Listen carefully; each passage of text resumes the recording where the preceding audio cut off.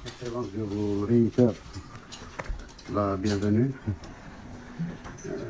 J'espère que ce séjour permettra un meilleur rapprochement, encore plus que ce qu'il y a entre nous, que les rencontres algéro-américaines ont toujours eu une certaine intensité. C'est lourd. Ça se termine toujours bien, une compréhension, parce qu'il y a beaucoup de similitudes, énormément de similitudes dans notre lutte pour notre libération et la vôtre. D'ailleurs, nos deux journées nationales d'indépendance, c'est quelques heures qui nous séparent. Pour vous, c'est le 4 juillet, pour nous, c'est le 5 juillet. Le système, la démocratie américaine, personne ne peut la contester. C'est un peuple qui s'est construit sur la démocratie. Nous essayons, nous aussi, de bâtir notre démocratie avec nos propres valeurs et notre propre histoire. Elles se rejoignent, de toute façon, la démocratie étant le fait que les institutions soient représentatives réellement d'un peuple et d'un... En ce qui concerne, bien sûr, l'arbitrage des États-Unis d'Amérique dans tous les conflits internationaux, dans toutes les... Nous sommes pour. Nous sommes, vous savez, peut-être nous sommes des rêveurs, peut-être, mais on rêve d'un monde plus équilibré, d'un monde où la liberté est mieux défendue, d'un monde où nous faisons ce que nous pouvons avec nos moyens. Et dans notre environnement, parfois on est compris, parfois on est incompris.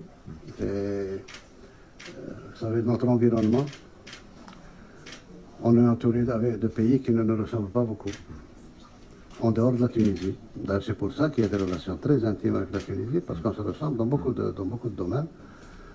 Sinon, toutes nos frontières sont en flammes. La Libye, déstabilisée. Après la Libye, bien sûr, il y a tout le Sahel, il y a ça va du Tchad au Burkina, au Mali, Niger.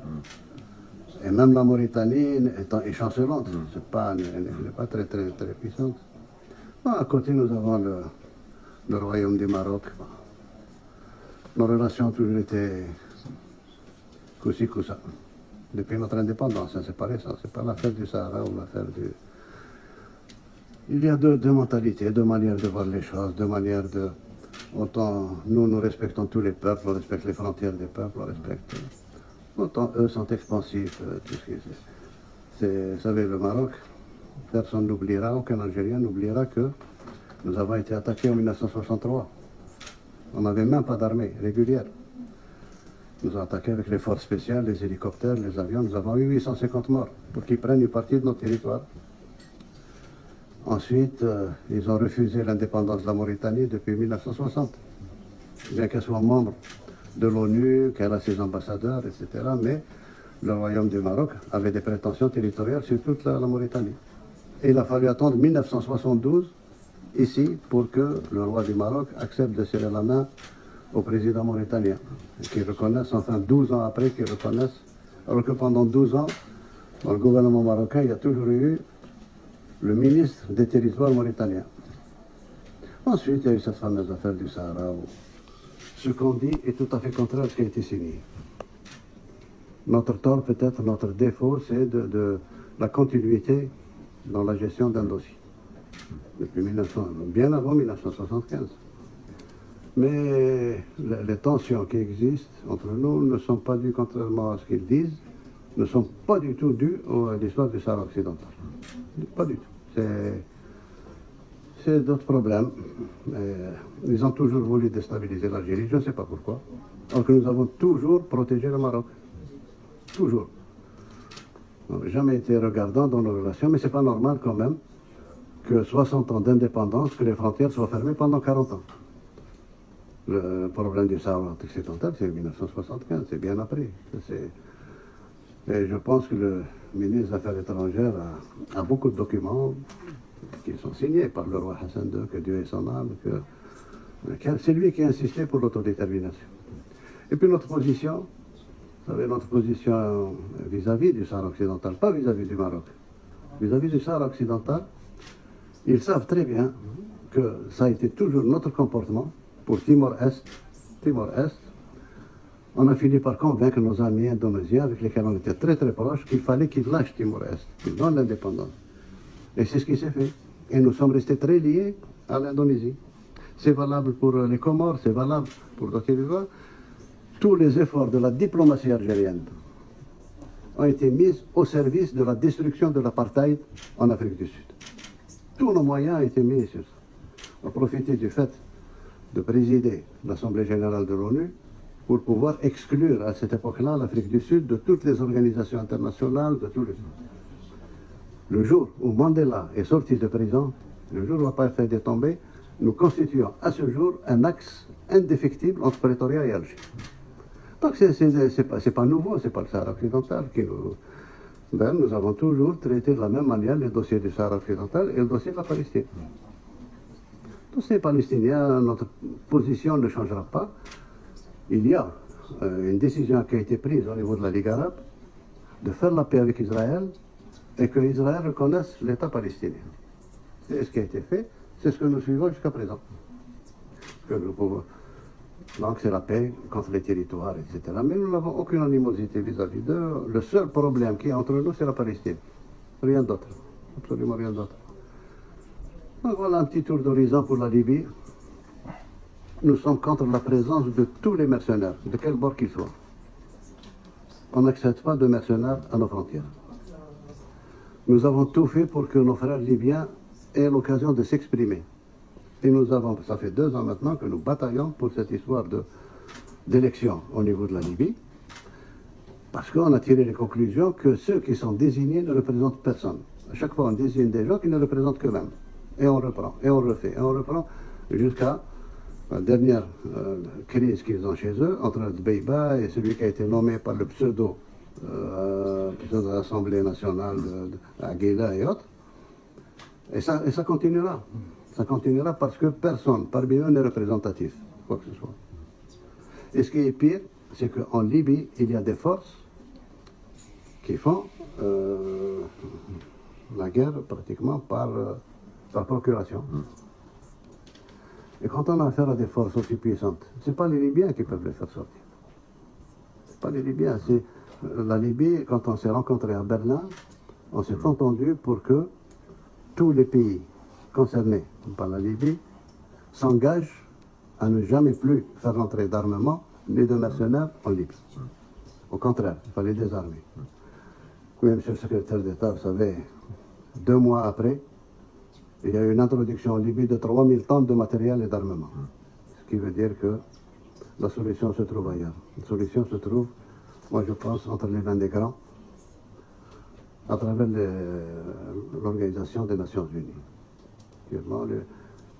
On a la présence de Wagner, on a la présence des Syriens et autres amenés qui sont nos amis, nos frères, les Turcs.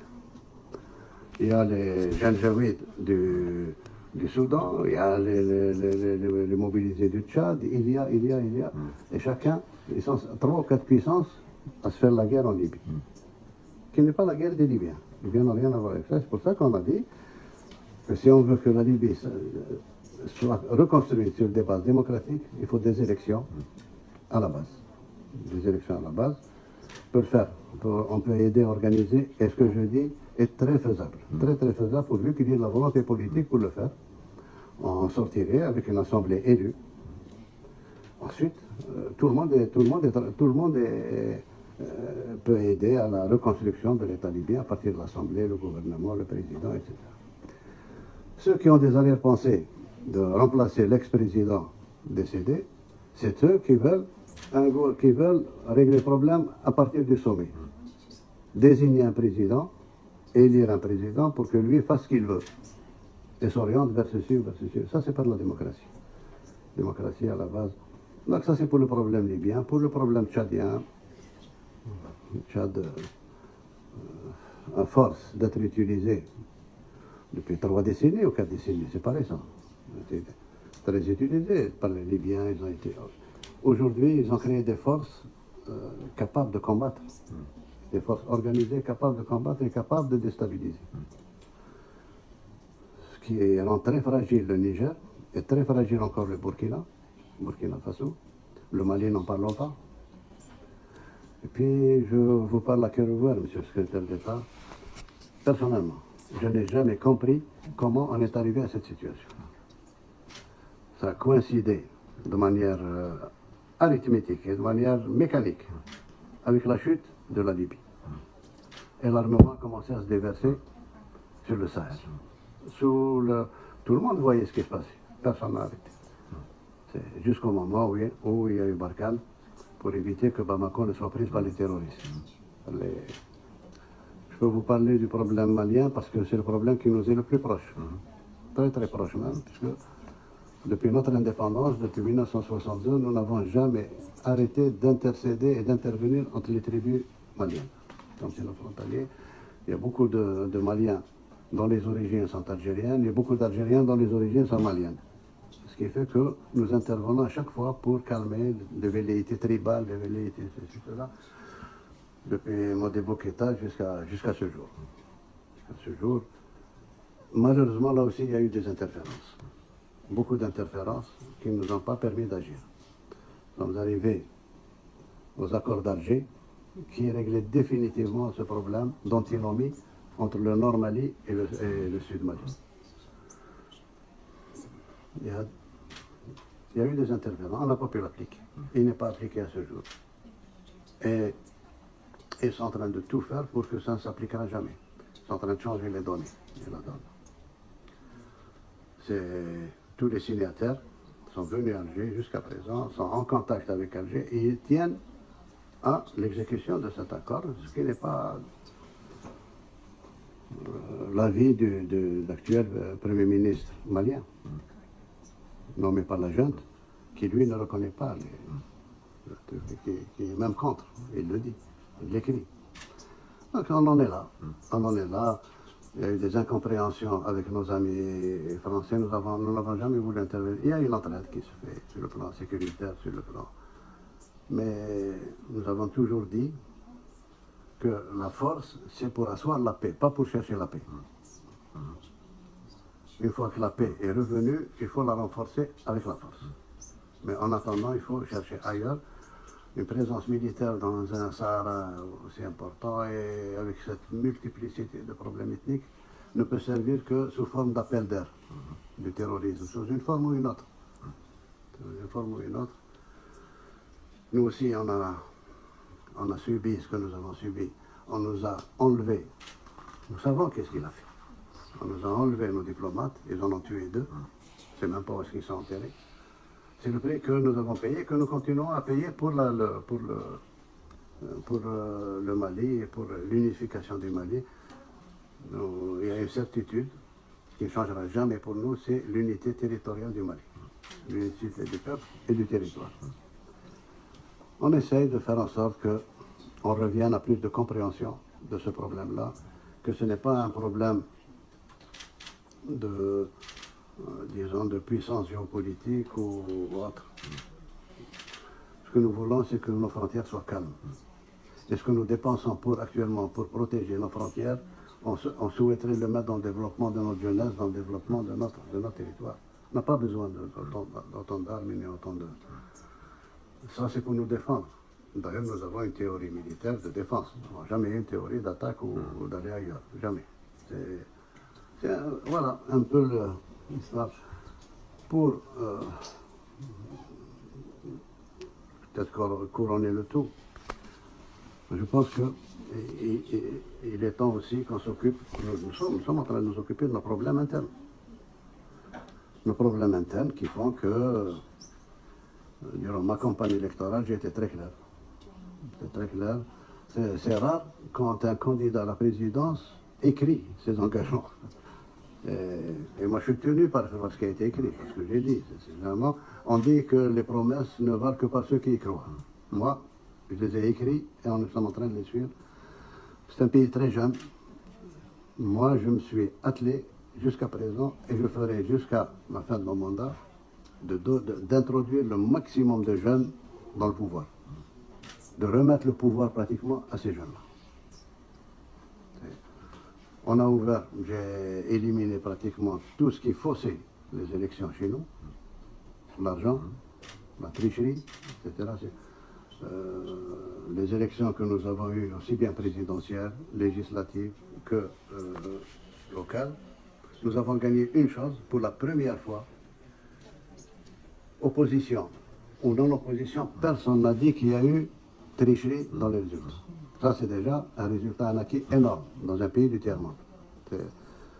Donc, nous sommes arrivés à introduire énormément de jeunes à l'Assemblée nationale pour qu'ils apprennent à légiférer pour le pays, ils apprennent quels sont les méandres de la politique. Nous sommes en train de le faire. On l'a fait aussi pour les élections locales. On a encouragé beaucoup de jeunes à se présenter pour la gestion des mairies et des gestions des assemblées de wilaya. Nous avons mis en place l'observatoire de la société civile. On en parle depuis 4 décennies. Maintenant, il est là. Il a été même constitutionnalisé. Nous sommes en plein préparatif du Conseil national, du Conseil supérieur de la jeunesse, qui sera pratiquement un parlement des jeunes pour tout ce qui les concerne, etc. Sur le plan économique, nous luttons avec toute l'énergie nécessaire contre la corruption, contre tout ce qui a sali notre pays et qui a détourné l'argent du pays alors qu'il aurait dû aller vers le peuple et vers le développement de ce pays-là. Nous continuons à lutter comme ça. Sur le plan de l'investissement, nous sommes en train de préparer, peut-être pour 1 mois ou 1 mois et demi, nous allons avoir le code des investissements. J'ai exigé que ce code-là soit valable pendant 10 ans. Pendant 10 ans, on n'aura pas le droit de toucher une virgule pour permettre l'investissement, pour permettre libérer au maximum l'IGDE, l'investissement étranger et même l'investissement national, mettre toutes les barrières nécessaires pour qu'on s'éloigne définitivement de tout ce qui a été fait par l'oligarchie qui est partie, etc. Qui a été très lié avec la mafia russe, mafia italienne, mafia de tout truc, et qui ont détourné tout l'argent du pays. On essaie d'en faire profiter les jeunes. Ma vision est que ce pays-là est jeune, il faut qu'il soit pris en charge par les jeunes, aussi bien politiquement qu'économiquement. Et c'est pour ça que nous favorisons un point pratiquement sans limite de start-up. J'ai pris un ministre, très jeune ministre de 26 ans, qui est chargé de start-up, qui fait du bon travail, du très très bon travail. Et on sent qu'il y a un vent en Algérie de start-up. Tout le monde s'y met, les jeunes, les moins jeunes, etc. Nous sommes pour la micro et petite entreprise. Ça donne beaucoup plus que les gros investissements qu'on a eus jusqu'à présent. Nous sommes très crédibles parce que nous avons les moyens financiers de transférer les dividendes, les bénéfices des entreprises, ça ne pose aucun problème.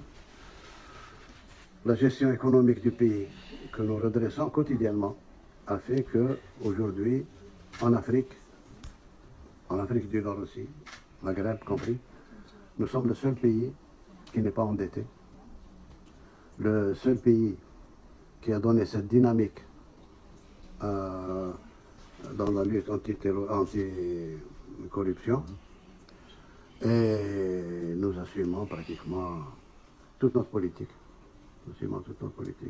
Alors, bien sûr, nous avons de très très grands projets structurants pour le pays. Premier projet, c'est reprendre notre agriculture, parce qu'en principe, avec un pays aussi vaste, on peut servir l'Afrique en matière de grains, en matière de session. On peut le faire, c'est techniquement très faisable, j'ai toutes les données depuis que j'étais administrateur sur ce plan-là. On peut produire facilement, on peut arriver à 30 millions de tonnes. Nous avons besoin de 9 millions, et les 21 millions peuvent être exportés vers l'Égypte, vers le Maroc, vers la Tunisie, sans problème. Sur le plan de l'élevage, nous avons un déficit. Nous avons un déficit en matière de lait. Nous importons énormément de lait en poudre que nous recomposons avec de l'eau ici. Ça, c'est sur le plan de l'agriculture. Sur le plan de transport, nous sommes en train de reconstituer la flotte marchande algérienne. Nous sommes en train de reconstituer aussi la flotte aérienne. Parce que jusqu'à présent, il y a presque la moitié du globe terrestre auquel on n'accède pas. Il faudrait y aller partout maintenant. Sur le plan du transport ferroviaire, c'est l'une des bases de mon programme, c'est d'arriver, comme ça a été prévu avec le port centre d'Alger, d'arriver à en faire un port africain qui permet de transporter tous les conteneurs par voie de chemin de fer jusqu'au Mali et jusqu'au Niger. Nous avons travaillé sur ça avec nos propres moyens. Actuellement, nous sommes à Béchar. Votre chemin de fer est à Béchar. Béchar est à 900 km d'Alger, au sud-ouest. Il reste, pour atteindre Adrar, à peu près 560 km à refaire. Et d'Adrar, on va directement sur le Mali, le Mali. Pour reprendre un peu, une société qui existait du temps de la colonisation qui s'appelait Mer Niger. C'était les marchandises arrivaient par train jusqu'à Béchar et puis repartaient par camion jusqu'au Mali et au Niger. Voilà globalement, de manière très succincte, l'Algérie, telle que je vous en parle. Je vous remercie de votre écoute. Monsieur le Président, merci beaucoup pour ce tour d'horizon très détaillé, très intéressant. J'ai eu l'occasion d'évoquer les sujets de politique étrangère avec le ministre, Armani, de longue date. Et effectivement, je me réjouis de me retrouver en Algérie en 2016. Je suis très content d'être de retour pour justement approfondir les relations entre nos deux pays, le travail en commun sur les dossiers de sécurité que vous avez évoqués et aussi le travail en commun sur les opportunités économiques, d'investissement, de commerce entre nos pays. Je crois que les projets de loi que vous avancez feront que le climat d'investissement sera encore meilleur. Il y a déjà une bonne fondation sur laquelle il faut bâtir, mais je sais que nous aurons l'occasion de rentrer dans les détails dans la conversation à venir. But in any event, it's wonderful to be back in Algeria after last being here in 2016. Thank you for sharing this wonderful tour of the region, the world, and our relationship. Thank you. Donc il est en train de répéter ce qu'il veut. Ah oui.